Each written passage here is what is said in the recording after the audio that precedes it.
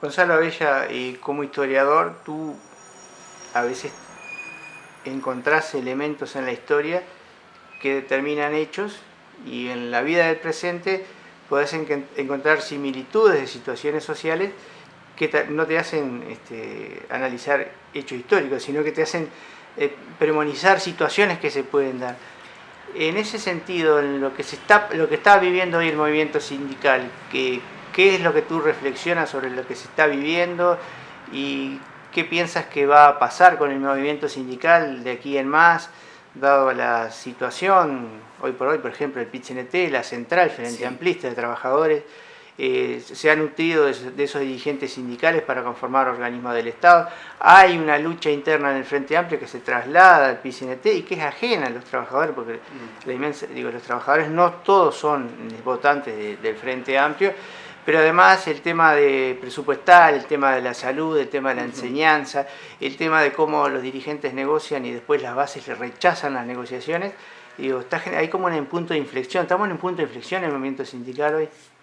Parecería que sí. A ver, yo me baso en que la historia está sujeta a leyes, que hay grandes tendencias y que esas tendencias uno les permite interpretar el presente. Yo creo que sería espantoso estudiar la historia simplemente como un hecho de la arqueología. La historia nos ayuda justamente para entender dónde estamos y ver la tendencia para tratar de entender hacia dónde vamos. En ese sentido, las luchas sindicales en Uruguay tienen una historia muy interesante. Es decir, los primeros sindicatos son del siglo XIX. En el siglo XX se crea la FORU, la Federación, casi entrado el siglo XX, la Federación Obrera Regional Uruguaya, donde los anarquistas son la vanguardia indiscutida. Después hay un surgimiento de las corrientes socialistas, de las corrientes marxistas, que crean la UGT, pero en los años 60, ante la amenaza inminente de un golpe de Estado, el movimiento obrero uruguayo tiene la madurez extraordinaria de hacer una coordinación única, que le llamamos central, pero en realidad no fue una central nacional de trabajadores, fue una convención nacional de trabajadores, porque la línea anarquista que gobernaba, dirigía muchos gremios de Montevideo, no estaba muy de acuerdo con el nombre central, sino más bien de federar sindicatos para la ayuda mutua. Y al final se adoptó el nombre de Convención Nacional de Trabajadores, que planteaba algo menos centralizado que una central, como valga la redundancia, pero que permitía una coordinación muy fuerte. Esta coordinación, la Convención Nacional de Trabajadores, jugó un papel heroico en la resistencia contra el Pachecato. Y quizá hubiera podido jugar un papel más fuerte aún contra el golpe de Estado si la huelga general se hubiera vuelto insurreccional. Por decisión de algunas organizaciones políticas no se volvió insurreccional. Pero la huelga contra la dictadura hubiera sido imposible sin la Convención Nacional de Trabajadores. Desde la clandestinidad la convención siguió trabajando y desde el exilio, pero no fue ajena a un proceso que vivieron los sindicatos ingleses en el siglo XIX. Es decir, Lenin le llamaba a ese fenómeno la aristocracia obrera, la creación de una élite acomodada que lucha por cosas pequeñas, soslaya los grandes desafíos, sobre todo el internacionalismo, y hace también sus líderes ya acomodados cierta carrera política con los partidos de la socialdemocracia. En la medida que el Frente Amplio, de un partido que nucleaba el centroizquierda, se vuelve un partido de gobierno y un partido de socialdemocracia de derecha, servil a los intereses del imperio, para hacer carrera en lo que es ahora el PIT-CNT, se necesita llevar esa misma línea, ser más bombero de las luchas populares que atizar los fuegos de la lucha de clases. Y eso genera una situación sumamente compleja. La dirección actual del PIT-CNT evoca una tradición de lucha, evoca una tradición de unidad, dice que lo peor que le puede pasar a la clase obrera es que se rompa la unidad. Pero soslaya un pequeño detalle. La unidad debe servir para algo. La unidad entre sectores radicales y sectores reformistas funciona si todos quieren cambios, pero la unidad entre sectores que quieren cambios y sectores que quieren frenar los cambios no es unidad, es un equilibrio interno de lucha contradictorio, donde ahí hay que decidir qué hay que hacer. O uno se queda en minoría para frenar, yo insisto con esto, quieren frenar cualquier cambio revolucionario, a pesar de, en nombre de los cambios, hablan en nombre de los cambios, profundizar los cambios, pero en realidad lo que están frenando es la lucha popular.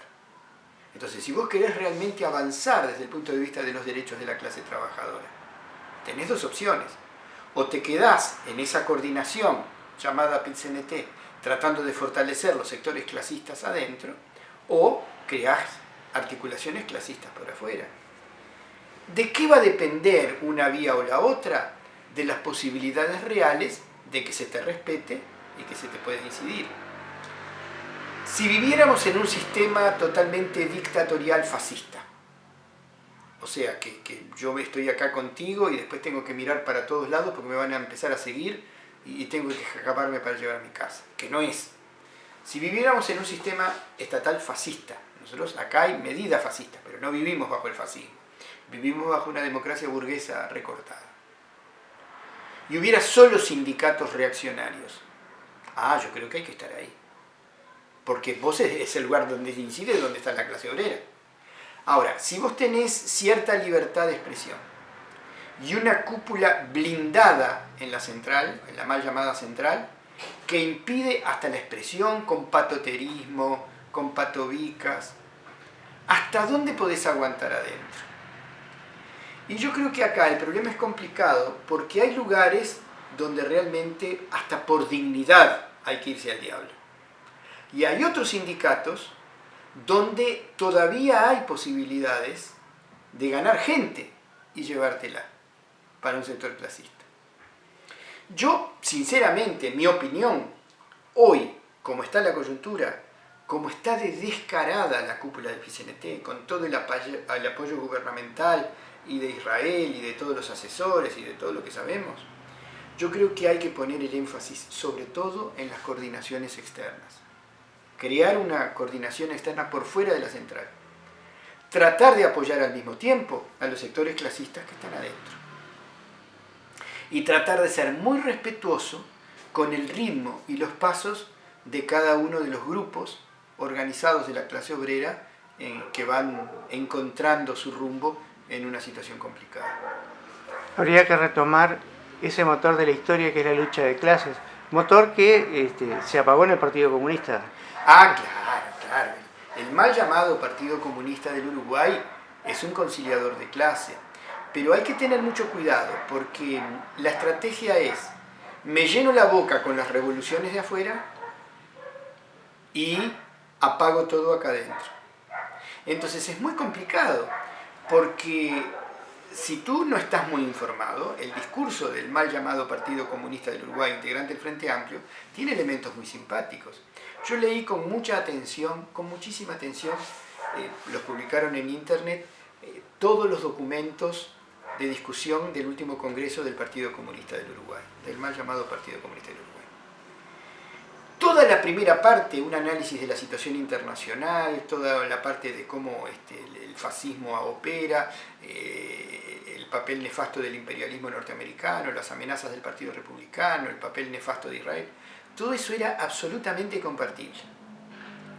Una segunda parte, lo que hay que hacer en Uruguay, era bastante compartible. Una tercera parte decía, bueno, pero algo hemos avanzado con el frente, hay que seguir en el frente. Era la negación de todo lo que se decía en la primera parte y en la segunda. Un documento de muchísimas páginas, ¿no? Entonces, ese juego es muy peligroso, porque Astori claramente está con el neoliberalismo, Michelini también. Ahora, el Partido Comunista juega, en el MPP en parte también, con doble cara. Son a veces la oposición interna dentro del frente, hasta que hay que votar. Ahí votan todos juntos. Y realmente ahí muestra su verdadero rostro.